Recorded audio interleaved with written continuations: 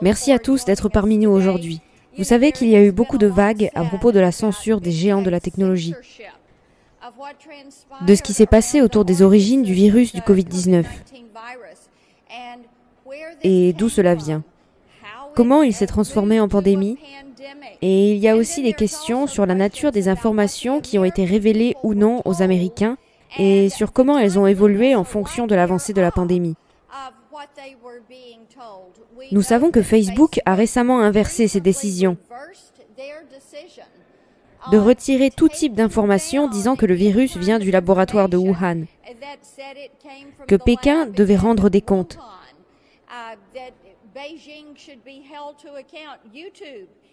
YouTube avait précédemment annoncé qu'il allait censurer tout contenu qui contredirait l'Organisation mondiale de la santé, dirigée par Pékin et financée par la Chine. YouTube a même retiré une vidéo de certains médecins qui remettaient en cause la valeur de ces confinements et remettaient en question ce qu'il fait à la population et surtout ce que cela fait à nos enfants. Twitter. Ils ont fermé le compte d'un virologue chinois, qui disait « C'est ce qu'ils font, de la recherche sur le gain de fonction. C'est ce qu'ils font à l'Institut de virologie de Wuhan. » Ils demandaient des comptes au Parti communiste chinois. Je vais vous dire que ces géants de la technologie ont vraiment franchi le pas. Ils ont franchi la ligne rouge sur cette affaire. Nous avons tous des suggestions sur la façon dont nous, en tant que Sénat, devrions gérer cela. Et les choses que nous devrions faire pour nous assurer que cela n'arrive jamais plus au peuple américain. Sénateur Brown, merci. Je vais vous dire par où nous devons commencer. Une chose unique est arrivée. Je pense la semaine dernière, où, par consentement unanime, qui n'arrive presque jamais sur une question critique, à moins que vous soyez peut-être en train de renommer un bureau de poste ou quelque chose de genre, nous avons obtenu par le Sénat de demander à nos propres agences de renseignement de divulguer les informations que nous hébergeons, car cela a occasionné bien des ravages, non seulement dans notre propre pays, mais à travers le monde. Pourquoi nous ne commencerions pas par là avec le président Biden, qui a parlé au secrétaire Blinken? Demandez-lui. Il a dit « Aviez-vous une bonne raison pour laquelle vous ne divulguez pas les informations ?» Nous devons commencer par là pour aller au fond des choses. Et quand vous parlez des géants de la technologie qui ont contrôlé le sujet, en gros, quand tous les sénateurs américains veulent au moins commencer par là, nous avons des responsabilités. Et je pense que c'est à eux de progresser et de mener la charge. Ils représentent l'endroit que les gens regardent, écoutent. Et nous devons commencer par là. Tenons nos propres agences de renseignement responsables afin qu'elles déclassifient cette information. Sénateur Marshall, sénatrice Blackburn, merci beaucoup de nous avoir donné une chance de nous tenir ici et de parler de la fuite du laboratoire de Wuhan ainsi que sa dissimulation. Nous nous y référons par le terme de cas chauve-souris. Vous savez, cela m'est venu à l'esprit alors que j'étais en train de lire les emails du Dr Fauci récemment, disant que tout ce que j'ai appris en sciences ces 10 dernières années, tout ce que j'ai appris en tant que médecin sur la méthode scientifique, sur les hypothèses et les théories en développement, nous venons de tout jeter par la fenêtre. Vous savez, j'ai été choquée en passant en revue certaines des lettres qui ont été écrites. Mais vraiment, ce qui a suscité mes soupçons est un événement de janvier 2020. Et les Chinois disaient qu'il n'y avait pas de transmission de personne à personne. L'OMC a acquiescé et le CDC ne s'est pas opposé à elle. Et cela m'a amené à avoir un appel téléphonique avec le CDC. Et tous les journalistes nationaux ont rapporté que les scientifiques des États-Unis enquêtaient sur ce nouveau virus. Et quand j'ai parlé au CDC, ils ont dit « Eh bien, nous avons des scientifiques à Pékin, mais ils sont à des milliers de miles de Wuhan, donc nous n'avons vraiment rien à vous dire. » La prochaine chose que j'ai remarquée était une lettre, signée par un groupe de scientifiques qui ont ignoré la possibilité même que ce virus ait pu provenir du laboratoire. Ils l'ont totalement ignoré. Ils ont rejeté cette hypothèse scientifique, disant que cela était même réalisable. Et nous en sommes par la suite venus à découvrir que la plupart de ces scientifiques, sinon tous, recevaient un certain type de financement dans le passé comme dans le présent du NIH, et notre CDC n'a fait que hocher la tête pour approuver. Et puis, les journalistes nationaux, les grandes entreprises technologiques, ils ont travaillé ensemble pour supprimer cette histoire. Ils ont travaillé ensemble pour censurer ceux d'entre nous qui pensaient que ce virus pouvait être originaire de là.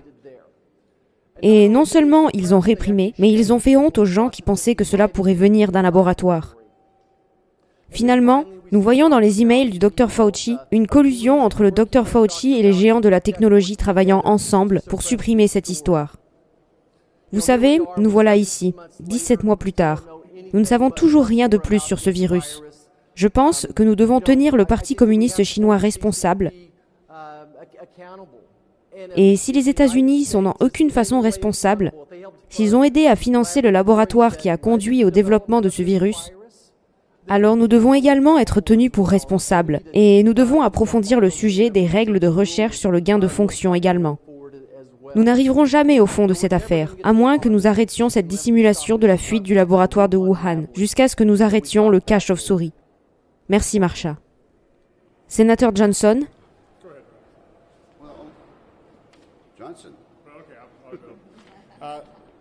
Je tiens à souligner que les preuves d'une potentielle théorie de fuite du laboratoire se cachent à la vue de tous depuis des mois. Le fait que nos agences fédérales, sous la direction d'Anthony Fauci, ont financé ce type de recherche pendant des années, était à la fois exposé et caché pendant des mois.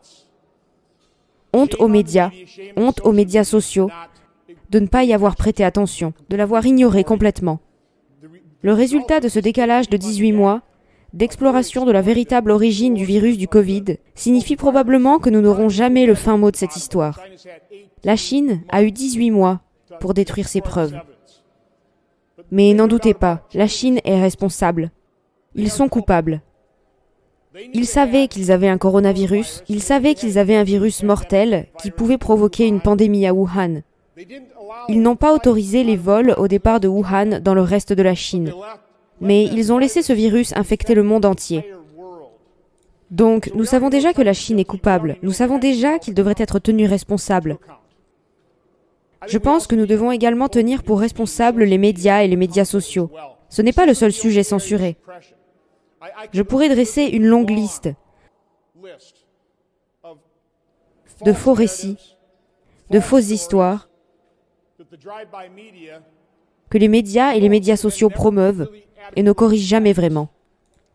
Mais quand il s'agit du Covid, j'ai l'expérience personnelle de la censure et de la suppression, et cela a coûté la vie à des dizaines de milliers d'Américains. Les directives du NIH, en ce qui concerne le traitement du Covid, restent des directives impitoyables, qui disent en gros de ne rien faire, de rentrer à la maison, s'isoler, avoir peur, et s'il vous arrive de tomber assez malade, vous devez vous faire tester à l'hôpital. Testez-vous à l'hôpital et peut-être que nous allons pouvoir sauver votre vie. J'ai tenu 2 audiences sur le traitement précoce. Le Dr Peter McCullough a exposé les 4 piliers de la réponse à la pandémie. Le premier est d'essayer d'arrêter la propagation et la Chine ne l'a pas fait. Le deuxième pilier est le traitement précoce. En gros, la façon dont nous appliquons la médecine à toutes les autres maladies. Détection précoce, traitement précoce, puis hospitalisation et enfin vaccin. Pourquoi nos agences de santé? Pourquoi Anthony Fauci? Pourquoi les médias grand public répriment et censurent les médecins qui ont eu le courage et la compassion de traiter les patients tôt avec des génériques bon marché, des médicaments repositionnés? Pourquoi cela s'est-il produit? Il y a de plus en plus de preuves qui ne sont pas rapportées dans les médias. Le Mexique connaît un grand succès avec l'ivermectine. Certaines provinces de l'Inde connaissent un grand succès avec l'ivermectine. Où sont les rapports à ce sujet? Nous avons vu des études où 50 à 85% des vies pourraient avoir été sauvées. Cela pourrait empêcher tellement de morts. Appliquez ce pourcentage aux 600 000 Américains qui ont perdu la vie. C'est pourquoi je pense que les médias n'admettront jamais leur complicité et pourquoi ils n'admettront jamais qu'ils ont eu tort. Mais il n'est pas trop tard. Des vies peuvent être sauvées. Nous avons encore besoin de traitements précoces, quelle que soit l'efficacité du vaccin. Quelle que soit l'immunité après avoir été infecté, d'autres personnes seront infectées. D'autres personnes vont avoir besoin d'un traitement précoce. Alors, je supplie les médias. Prêtez attention au Dr Corey, au Dr Peter McCullough, les autres médecins qui ont eu le courage et la compassion de traiter les patients. Il n'est pas trop tard. Nous devons commencer et explorer les traitements précoces dès maintenant. Et enfin, le sénateur Wicker qui se joint à moi pour tenir les géants de la technologie responsables, et afin de traiter avec la censure. Merci à la sénatrice Blackburn et aux autres. Le dernier quart de siècle a vu une croissance énorme dans le domaine d'Internet. Cela a en grande partie été positif, comme nous le savons tous. Mais le résultat de ce quart de siècle a été qu'il a permis à une poignée de grandes plateformes technologiques d'Internet de devenir extrêmement grandes, extrêmement riches et extrêmement puissantes, au point qu'ils décident quelles sont les nouvelles, ils décident de quelles informations le public va obtenir et quelles informations vont être bloquées. Il n'y a pas que le virus de Wuhan, qui est un scandale, comme mes collègues viennent de décrire. Nous pourrions citer des chapitres et des chapitres, maintes et maintes fois, où ces grandes plateformes décident de ce que nous pouvons entendre et de ce que nous ne pouvons pas entendre. Alors, laissez-moi juste contribuer en disant que le sénateur Johnson a raison. Et je vais citer quelques exemples. Google a menacé de couper plusieurs sites web conservateurs, y compris les fédéralistes. Comment ont-ils le pouvoir de faire ça? Comment peuvent-ils justifier de faire cela? Les entreprises restreignent ou résilient les utilisateurs, les comptes et les contenus conservateurs sur les réseaux sociaux. Facebook a annoncé la suppression du compte d'un ancien président des États-Unis. C'est trop de pouvoir. Ils peuvent décider qui peut et qui ne peut pas faire l'actualité et être cité. Twitter a censuré toute information sur le coronavirus qu'ils pensaient, à leur avis, pouvoir provoquer une panique généralisée. Comment se fait-il qu'une plateforme Internet richissime et puissante prenne cette décision? Et je pourrais continuer encore et encore. C'est pourquoi je me suis joint avec des sénateurs comme la sénatrice Blackburn, en essayant de corriger les 2/3 des lacunes de la section 230. Mais je suis également là pour faire l'introduction d'un projet de loi pour préciser que ces grandes plateformes technologiques Internet ne peuvent pas discriminer sur la base de leur propre opinion et sur la base de ce qu'ils pensent que le public devrait et ne devrait pas être autorisé à entendre. Il s'agit d'une menace sérieuse et grave pour la liberté et l'échange ouvert d'idées en vertu de notre Constitution. Et je suis heureux d'œuvrer pour ça avec d'autres membres du Sénat. Merci à tous. Comme vous pouvez le voir, c'est quelque chose qui va s'étendre sur plusieurs comités ici au Sénat américain. C'est notre travail d'aller au fond de ce qu'il s'est passé, puis d'apporter des solutions, comme le sénateur Wicker vient d'exposer. Vous avez une question? Merci. Donc, l'UE et le G7 ont appelé à une enquête visant à déterminer s'il s'agissait ou non d'une fuite de laboratoire. Je me demande si vous pensez qu'une approche internationale est la meilleure façon d'enquêter sur cette question à l'avenir. Je pense que les comités permanents du Sénat devraient prendre l'initiative. Nous sommes heureux que nos alliés se joignent également à nous, en disant que cela doit être étudié. Il est évident que quelque chose n'était pas juste. Nous sommes préoccupés par la décision de l'OMS de laisser le Parti communiste chinois leur dire quand et comment ils pourraient approcher de ce laboratoire, et que nous avons dû attendre des mois. Également, j'ai vu votre discours hier à propos de virer le Dr Fauci. Pouvez-vous juste parler un peu de ce sujet?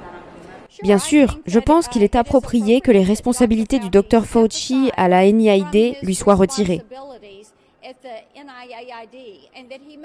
et qu'il se rende disponible au Congrès pour savoir exactement comment il était de mèche avec Mark Zuckerberg et les géants de la technologie, ce qu'il s'est réellement passé.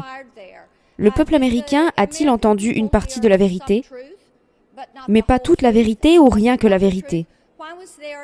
Pourquoi n'y a-t-il pas eu un respect des délais dans la reconnaissance des inquiétudes autour du laboratoire?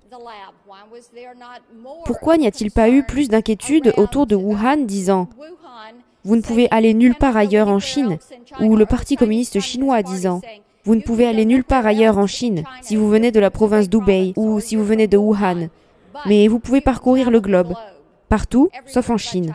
Ce sont des choses qui semblent... Écoutez, nous avons 3,5 millions de personnes qui ont perdu la vie.